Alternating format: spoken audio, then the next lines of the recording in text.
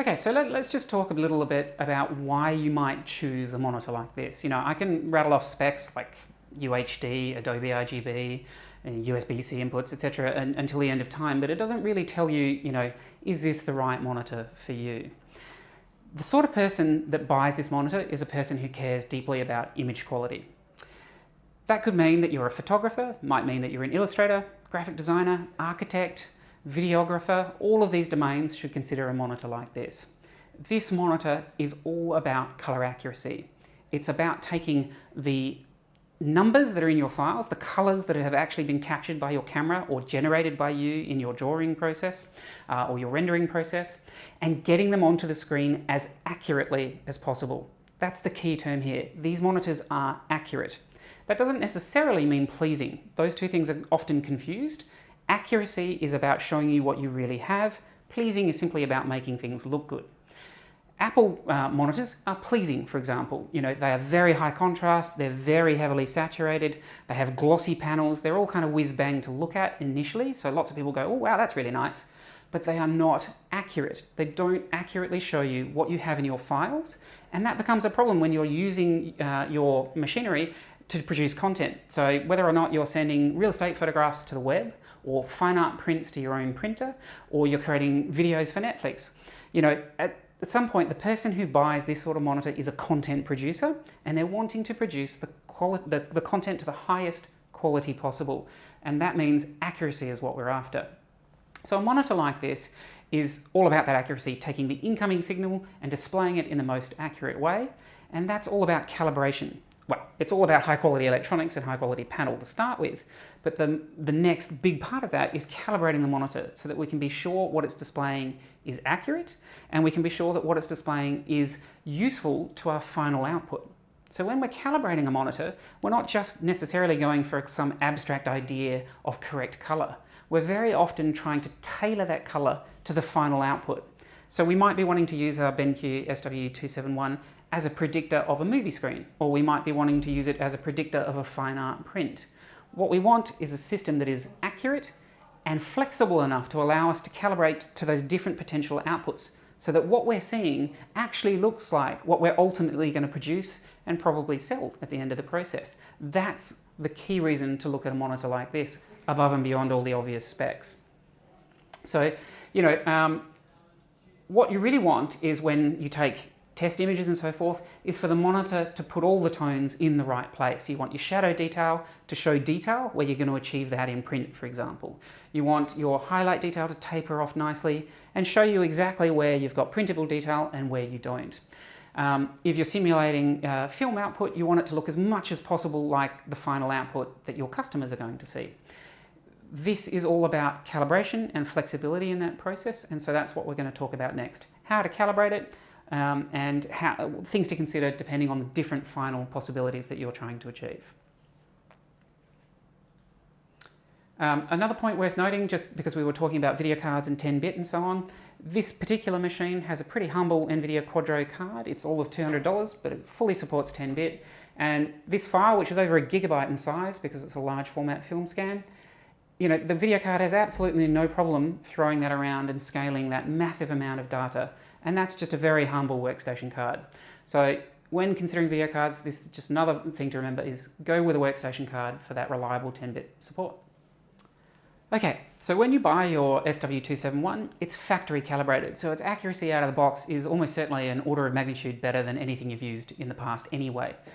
Calibration with a high quality monitor like this is about really another layer on top of that. It's really about keeping it accurate over time because the behavior of the monitor will change over time through use.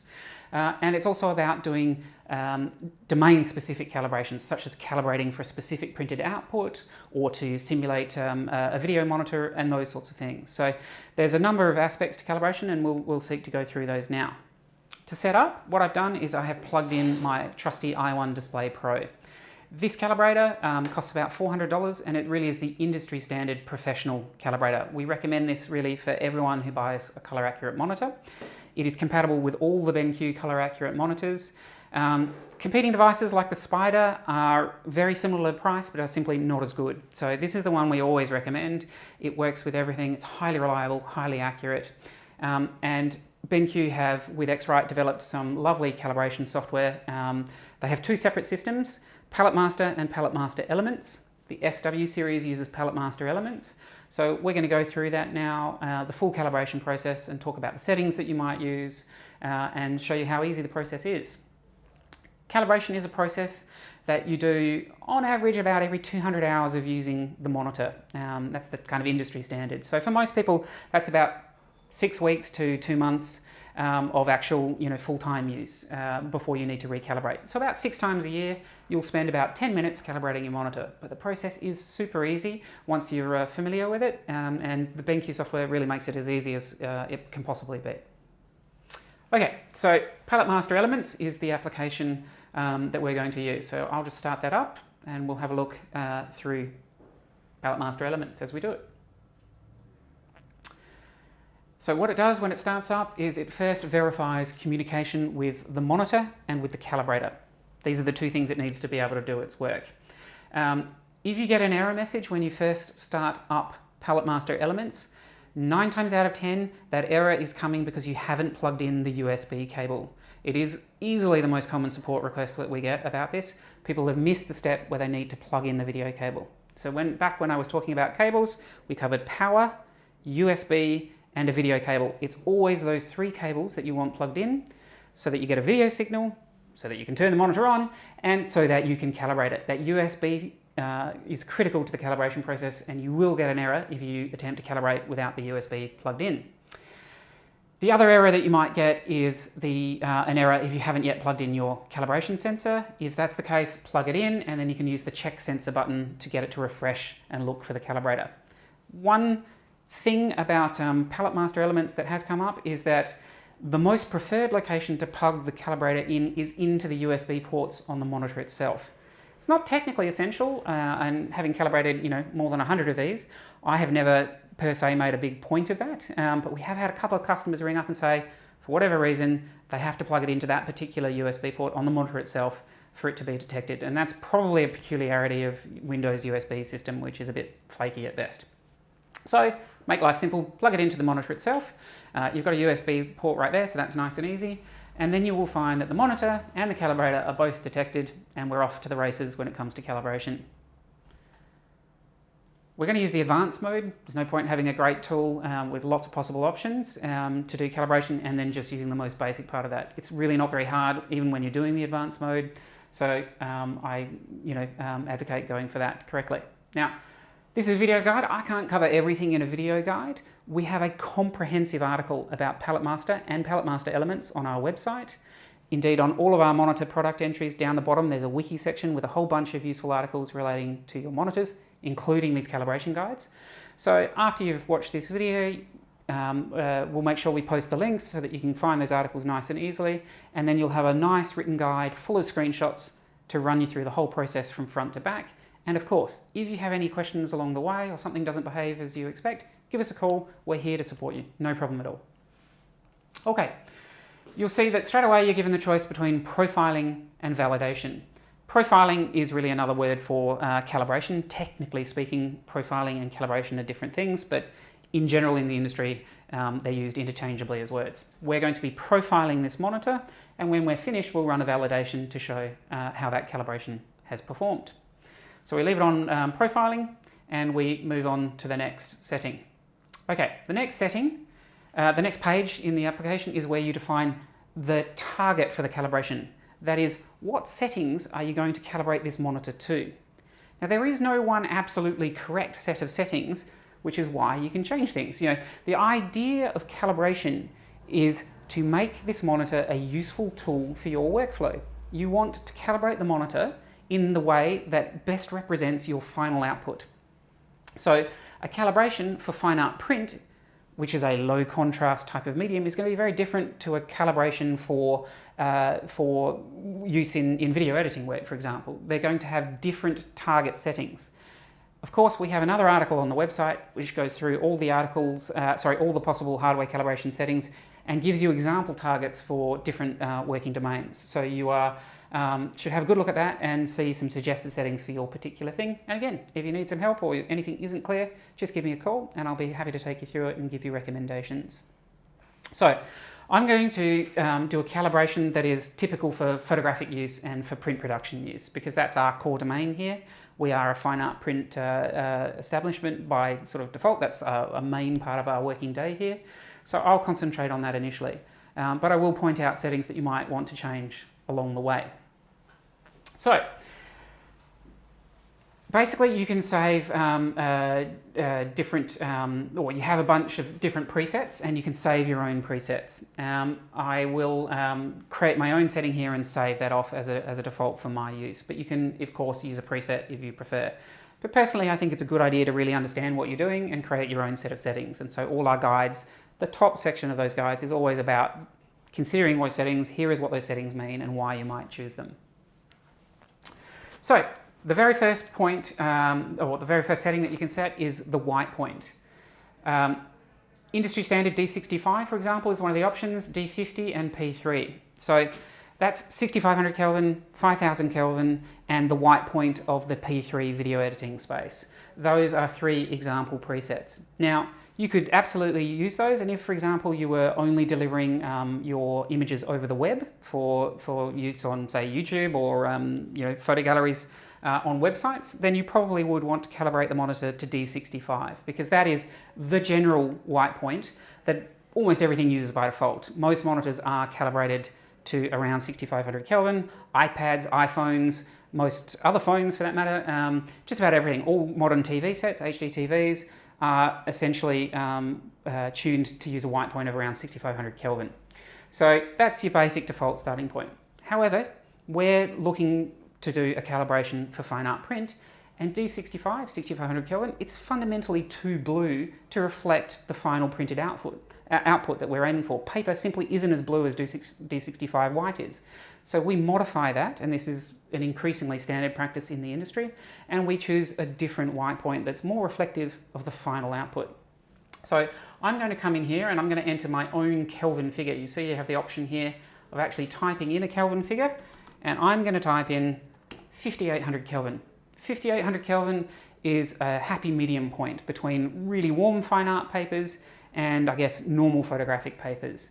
It is warming up the white tone of the screen as a reflection of the simple reality that paper is just a little bit warmer than 6500 Kelvin, which is fundamentally too blue. So it's a very simple step we can take to make our screen look more like our final output, which is the fine art print on fine art paper. The next stage is to choose the gamut of the panel that we're calibrating to. Now, this is an Adobe RGB monitor, so it displays about 99% of Adobe RGB. And we can choose to use all of that color, and the easiest way to do that is actually to choose panel native as the gamut, i.e. give me all the possible color that this panel can display. You can use Adobe RGB, which is essentially the same thing as panel native. They're almost identical in practice. If, for example, you're only preparing stuff for the web, you might want to limit your gamut, i.e. your range of colors, to the web space, which is by default sRGB. Or perhaps you're working on video work. Standard HD video is shot in Rec 709. More modern stuff tends to now be, and HD stuff tends to be shot for DCI P3. So you can choose these gamuts when calibrating, and the monitor's color will be constrained to those gamuts. I will choose panel native, because in the fine art thing, I want to be a print production process. I want to see all the color that my camera has captured, or that the artist has originally painted or drawn, in as native form as I can get it, so that I can handle and edit those colors and prepare them for print as accurately as possible. So usually we recommend panel native, but again, if you're a video editor or something, you'll probably want to mix that up. Luminance. Luminance is how bright the screen is. There's various standards out there that have defaulted to around 160 candelas. That's pretty bright for fine art print use, too bright really, and while it is sort of the ISO standard in large for commercial printing contexts, we find that is impractically bright for fine art print work.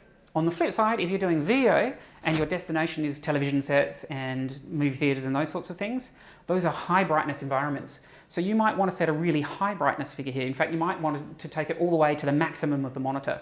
And the maximum of this monitor, I think off the top of my head, is about 350 nits or 350 candelas and so on.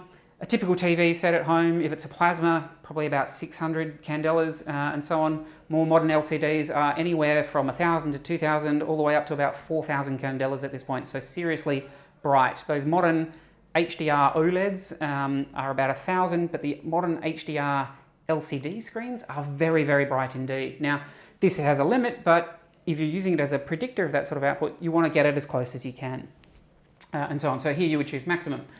Instead, though, I'm going to set a figure that we typically use here in the office of 90 candelas.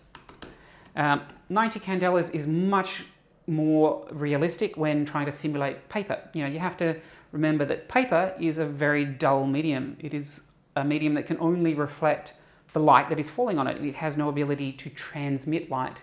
So it is inherently a relatively non-bright medium. Even under really bright lights, it's not really as bright as a monitor at 160 candelas. So that's just not appropriate for fine art print work. We choose 90, but it does depend a little bit on the ambient light around your monitor. You might want to choose another figure, and a little bit of practice with this, calibrating to one brightness figure, then making some prints and assessing those against your screen. Well, you know, you can iterate and change that figure. You might need to nudge it up to 100 or 110 candelas, but pretty soon you'll find a working brightness figure that is right for your particular workflow. But starting around 100 candelas is a good idea. From experience, I know 90 is best in this office. Gamma, okay, you can put in any gamma figure you like, but if you put in any gamma other than 2.2, you're almost certainly going to be creating an unnecessary problem for yourself. Gamma should be 2.2. That is true, that has been true, that is always true. Even when people on the Mac world thought the gamma should be 1.8, they were wrong. It should always have been 2.2. And that's because that gamma is well, that's very complex and so on, but it is the gamma that will give you, in the print world, it is the gamma that will give you the best match between screen and print. Simple as that. If you are in other domains, such as video editing and so on, then there are sometimes reasons to vary your gamma. So a lot of video production work is done at different gammas, such as 2.4 or 2.6. That's the sort of context where you might want to change the gamma there. But for almost everyone doing general purpose work, for screen type results, so you know, web use, and for printed results, gamma of 2.2 is correct. There is an option of L-star gamma, which is a technical gamma that some people do use in fine art print, particularly in the black and white area. But I will have to say that was popular a few years ago, and it's not that popular in practice anymore. Gamma 2.2. The final setting that you've got down here is the black point.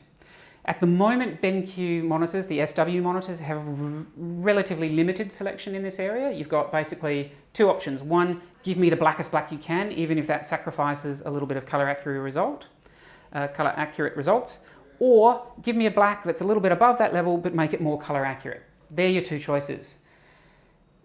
I'm hopeful that we will see some change from BenQ in this area, and I'm pretty sure we will, that there is going to be more sophisticated control over the black point coming, which will allow you to simulate print contrast more accurately than we currently can with these monitors. You can already do that with the PVs, and it is a feature that I have been requesting from BenQ for a little while now, and BenQ certainly seem to be listening, so I'm hopeful we'll see that before too long. For the moment, I'm going to choose the relative setting here, which is the one that gives me a slightly higher black point, but a more color accurate result. And the reason that makes sense in the fine art print context is that fine art print is a low contrast medium. You know, at most, a printed piece of paper has about 200 to 1 contrast. This monitor, out of the box, with its full native contrast, is more like 1,000 to 1. So there is a huge gap between the contrast of the monitor and the paper. So reducing contrast for the sake of color accuracy is only really a good thing. Later on, with any luck, we'll be able to actually reduce contrast even further to get it even closer to the printed output. So I've chosen relative, gamma 2.2, a brightness level of 90, and the panel native gamut. That's my preferred and default calibration target for fine art print work. Moving on. We are now moving up to the measurement section. So this is where we're going to actually use our calibrator to take measurements of the screen and how accurate the colors it's displaying are, and it will then work out any corrections that need to be done. All of those corrections, of course, will be done in the monitor's hardware and applied to everything the monitor displays. This is the beauty and the glory of direct hardware calibration systems. It's the reason that you really must use direct hardware calibration in the video context, because no other type of calibration really works for video. But it is also better quality, easier to achieve. It is all good. Direct hardware calibration is one of the fundamental features of these monitors, and it's fantastic to have it. So, the first choice here is which calibration preset to load the calibration into. The latest BenQ monitors have 3 hardware calibration slots that we can store the calibrations in. So essentially 3 programmable lookup tables that the calibration is put into. I usually just use calibration 1, but if you're wanting to set up multiple calibration targets, you can set up calibration 1, 2, and 3 exactly as you desire. If you want to do more than 3, it is still possible. You just have to more manually load them back into the slots later on. The idea about these 3 slots is that they give you 3 quick to move between calibration results. So for example, you might be a photographer who is sometimes working on fine art print, but at other times simply works for web delivery. So you might have a nice Adobe RGB low contrast target for print production work in one of the slots, and in another slot you might have a high brightness sRGB, more like everybody's iMac type of calibration slot for your web delivery work. You have the choice, as I say, 3 slots and so on. Today we're just going to choose the first calibration slot. ICC profile name, look, you can call it whatever you like. You can call it Bob if you like.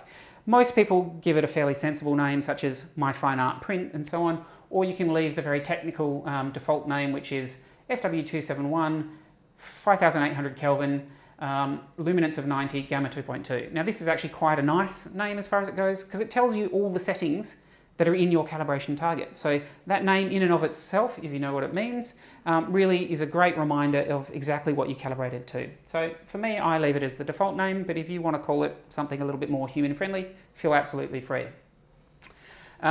When you want to save the profile, I don't understand why this box is even tickable. You always want to save the profile at the system level. There really is no context where you wouldn't want to do that. That's where the operating system finds your profile. That's where when Photoshop starts up and it goes, what is the monitor profile? It has to be at the system level for Photoshop to know that. So that box should be ticked, and I personally have never found any context in the last 20 years of calibrating monitors where you wouldn't tick that box, but there you go. Profile versions. This is worth talking about for a little bit. You've got 2 options, version 2 and version 4. There is absolutely no technical advantage whatsoever to version 4 profiles. None. They are also routinely problematic in various older software and even sometimes in modern software. So one of the biggest tips I can give you is always make version 2 profiles unless you come across some bizarrely obscure reason to make version 4 profiles. Version 2 profiles do exactly the same thing, and they are compatible with just about every piece of software on the planet. Version 2 is the way to go. The next thing is the type of profile to make. You can make a matrix profile, which is a kind of simple equation-based profile, or you can make 16-bit lookup tables or 8-bit lookup tables. Well, with a monitor like this, we just want the best, most accurate profile we can make, and that means 16-bit lookup tables. It takes a little bit longer for the process to run and the profile to calculate, but they're simply more accurate. The whole point of this exercise and the whole point of these monitors is accuracy. So we go for the best possible thing. Patch set size, you've got options of small, medium and large. Again, generally we were going to choose large here because that means we're going to be measuring and correcting more colours. Now it does mean that the process takes a bit longer, so if you're in a hurry, absolutely, sure, go ahead and do a small patch set and so on.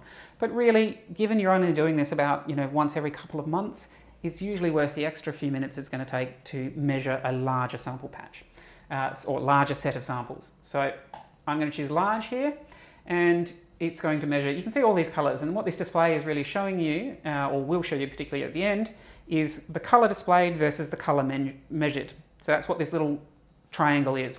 At the top this is what the colour should be, and below it will be this is what the colour we measured actually was. So we're going to see difference there. That's the point of all this exercise, but that's what it is showing you. So the next stage is to actually start the measurement process, and there's a great big start measurement button here to kick that off. So we'll click that, and you will see it says to prepare your sensor. So with the i1 Display Pro, that's a pretty simple process. It just means take off the flip top lid and rotate it around so that we expose the measurement lens. This lens is going to sit on the monitor, and the color from the monitor will shine through that lens onto the high quality sensor in here. One point worth pointing out is the i1 Display Pro uses dichroic filters in it. This is one of its key advantages over the spider line. These dichroic filters are highly reliable and they last for years and years and years. The spiders use these cheaper plastic dye printed filters which tend to change behavior in time. Changing behavior over time is not a great thing in a calibrator. That's one of the primary reasons we always come back to the i1 Display Pro. It's such a steady and stable device. It's accurate and repeatable. I've personally measured one of these from 2012 against one of these taken out of a box 6 years later, and the differences are undetectable. They're a very, very reliable device. Okay, now we're going to continue. And it's asking me to place the calibrator on the screen. Before I do that, I'm just going to tilt the screen back. This, as you'll see in a second, just makes the calibrator sit more nicely on the screen and gives us a nice clean read. There's a foam baffle around here which stops any extra light. So one of the common questions we get is, you know, do I need to turn off all my lights when I calibrate, or does it matter if the sun is shining when I do it? The answer is no. It isn't measuring the ambient light. It is only measuring the light coming out of your screen. It is protected from that ambient light by this foam baffle and by you putting it correctly onto the screen. It is only measuring the monitor. And that's what we want. We don't want it to be influenced by the light around your monitor. If you are in such a scenario where the light around your monitor is changing so much that it is affecting your perception of the color on your monitor, the solution to that problem is not to change your monitor's calibration, it's to control your lighting. Put up some blinds, you know, adjust your artificial lights, whatever it takes, get your lighting to be reasonably steady and constant, and then your calibrated monitor will be a consistent, repeatable target for you to look at. It is a mistake, and you'll see the amateur calibration systems trying to do this. They try and measure the ambient light and adjust for it. It does not work well in practice, and it is just a very confusing thing to actually see your monitor change color in front of your eyes. So if you see any ambient light checking features anywhere in your software or on the monitor, you want to turn those off because they're not helpful. What you want to do is have a nice light-controlled environment around your monitor so that your monitor becomes a consistent and repeatable thing that you can rely on. Okay, I'm going to mount this on. The monitor here has a little panel that slides back and lets us mount the calibrator. The only thing, the only issue with that is you really should do that at the beginning of the process so that you can run the calibrator cord through the hole before you start calibration. So I'm just going to pause the video here for 1 sec while I reconfigure this calibrator, and then we'll come back and we'll actually run through the measurement process. So wait.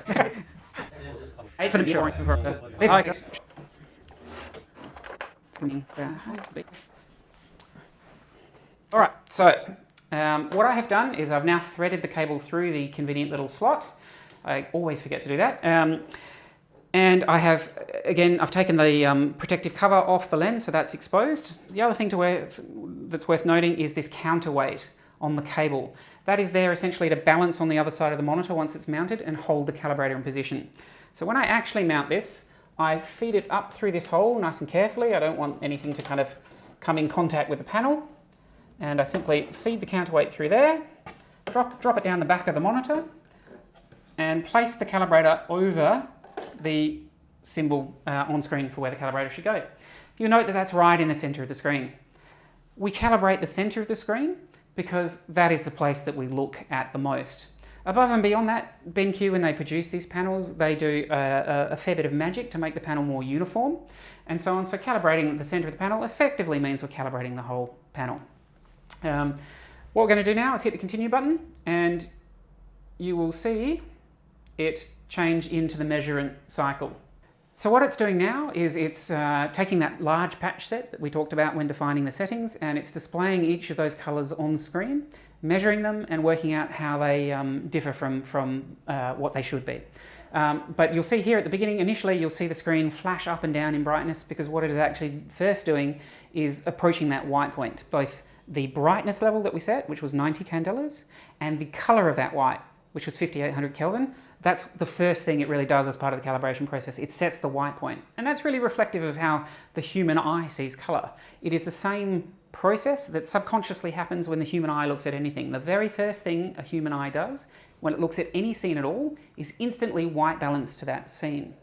this is something that machines don't do by default. This is why we have white balance controls on cameras, and it's why in the old days of shooting film photography, we used to have daylight film and tungsten film and so on to cope with those changes in white balance that the human eye basically just subconsciously eliminates from our experience of the world. It's an incredible thing, the human eye, and so on. But the problem with it is that it's so adaptable that sometimes we have to be a little bit careful about making judgments with our eyes, because they're just adapting rather than really objectively measuring. And that's what calibrators do. They objectively measure stuff without the automatic subconscious adaptation that the human eye performs.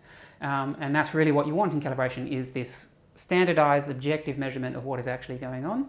And here you can see, for example, it's tuning the grayscale at the moment, and it is reading all those tones. And in the background you can see how the little triangles have been filled with color as it's measured those things.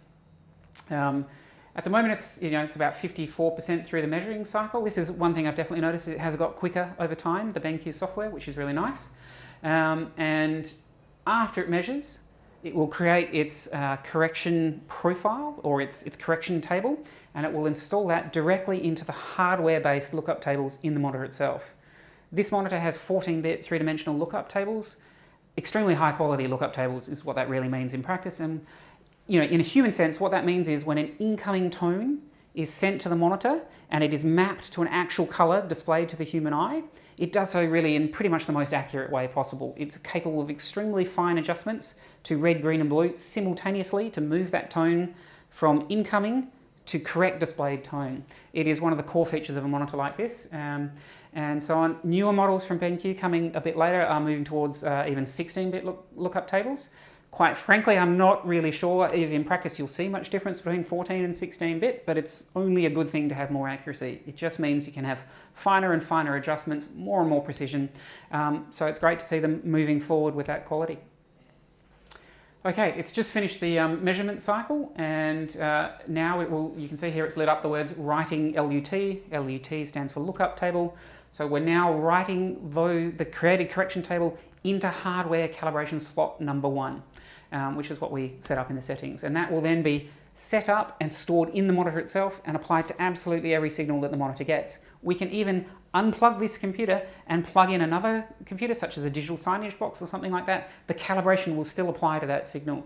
And that's a classic trick when these monitors are used in sort of commercial display environments and so on. You can run the calibration on one machine and then use it with multiple other machines. Also, when these monitors are used in the context of, say, labs at universities, it's the same process. You can calibrate it on one machine and then hook up any number of computers to it, and they will all receive the benefit of that calibration because it's stored in the monitor's hardware and applied at 60 frames per second to literally everything that's displayed on the monitor. Beautiful system. Okay, the calibration has completed and now we get a calibration report. At this stage, it's just a very simple report, but in a second we're going to do a validation, which will give us a much more comprehensive report of the results that we got from the calibration. So the report at this stage really just confirms how close we got to the values that we achieved, particularly for the white point and the color temperature. We asked for a white point of 90 candelas and it achieved 90.7, effectively identical. We asked for 5,800 Kelvin, i.e. the color of the white, and we got 5,791 Kelvin, again, effectively identical. So those are excellent results. Next step is to run a validation, which is basically a process where a set of color patches are displayed to the screen and read in with the calibration in place, and we're just confirming that the monitor is doing what it should be doing at this point, that the accuracy is where we want it to be. In a perfect world, we would use a separate sensor to do this, just to remove any sort of bias confirmation. There is an argument to be made that if a sensor has a fault, that fault will apply in calibration and then it will apply again in validation, so it's not a great way of doing it. But almost nobody has two sensors, and the reality is I have never actually seen that particular problem actually raised in practice. It's more of a theoretical problem than general. And these i1s, they're so accurate and reliable that I really don't worry about that. So what we'll do over here is essentially we'll run this validation of the calibration, and you'll again see it flash through some colors, and then we'll get a more comprehensive report of the state of the monitor. So we click the validate button, and again we place the sensor back in the center of the screen, same as before. And now we hit continue, and we just wait a couple of minutes while it validates the calibration. And you'll see the main thing it's doing is calibrating the grayscale, and that's really because the path between black and white, that sort of spine of the calibration, it is the most important part of calibration. If that is correct, we know we're in good state. And then you'll see it did the red, green and blue primaries and so forth. And now we have an actual result. I'll just pop this out the way so that we can see that better. I'm just going to mount that a bit further up, and I'll move the window down. What we can see here is a series of validation tones and the delta E results. So delta E is an obscure mathematical statistical measure. You don't really need to understand what it means, but in a human sense, it just means how accurate is my colour. And the lower the value, the better. In a human sense, any value between about 0 and 1 is invisible to the human eye. A value between 1 and 3 means very minor colour difference. As you head north of 3, your numbers get bigger and bigger, you're talking about more obvious colour differences. If you're in the area of 16 or whatever, you're talking about absolutely gross colour difference. So you really want the numbers to be low. What we see here is all of those numbers are tiny. We've got 0.31 or 0.02, 0.4, very, very low colour differences, essentially imperceptible colour differences. So this is confirming that our monitor has, post-calibration, achieved excellent accuracy, and it's exactly what we want to see. And that's it. We're done. This process, this monitor is calibrated through that simple process. It is stored in the hardware of the monitor, applied to everything from here on out. The software will have automatically written an ICC profile into the system directory, either Windows or for Mac, so that applications know. Now that profile technically is really just a null profile that says don't do anything to the signal because it's all being done in hardware in the monitor. So it's, in many ways, it's not even that important, that profile, but it is written and put in the right place, and away we go. What I'll do, in fact, is I'll start Photoshop so that we can, and I'll show you how to confirm what monitor profile that Photoshop is actually using, because that's a great way of confirming that everything has been applied as we expect it to. And unfortunately, the process for doing that, again, we have an article on the site that shows it to you, but it's relatively obscure. You have to kind of go digging around for it, which is a bit of a flaw in Photoshop's design. It should be in a much clearer place, but for 20 years, they've hidden it in this weird spot. So again, we go to the edit menu, and this time we choose color settings. This brings up the color control panel for Photoshop, where we make all the decisions about behavior to do with color profiles and so on. The important thing is we need to look into the working space RGB drop-down menu to see where the monitor profile is. Now, we don't want to choose this monitor profile. We don't want our working space to be the monitor profile. Our working space for 99 people out of 100 should probably be Adobe RGB, but it's going to be one of sRGB, Adobe RGB or ProPhoto for almost everyone on the planet. But this is the only place where Photoshop confirms what monitor profile is actually being used. So this is the only way in Photoshop to go in and say, in practice, now that I've done everything, how can I confirm that is actually being used by Photoshop and correctly applied? We come into this list of profiles, and towards the top you'll see monitor RGB, and right next to that you'll see SW271, 5800 Kelvin, luminance of 90, gamma of 2.2, relative black.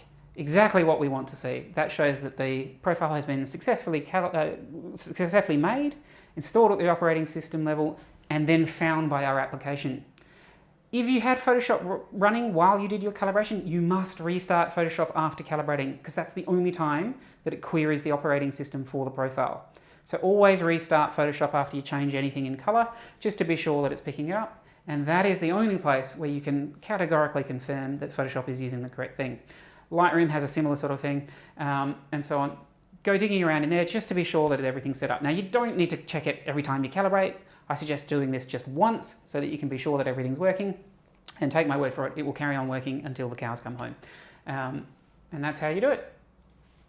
All checked, and now we're ready with our calibrated screen to do some real work in the fine art print production space. Again, if I wanted to calibrate for another output, I would simply go back to Palette Art Master Elements, redefine my calibration target. I might go for a full contrast, high brightness sRGB target, for web video production. Run through that process again and save that calibration to calibration slot 2, and I'm done.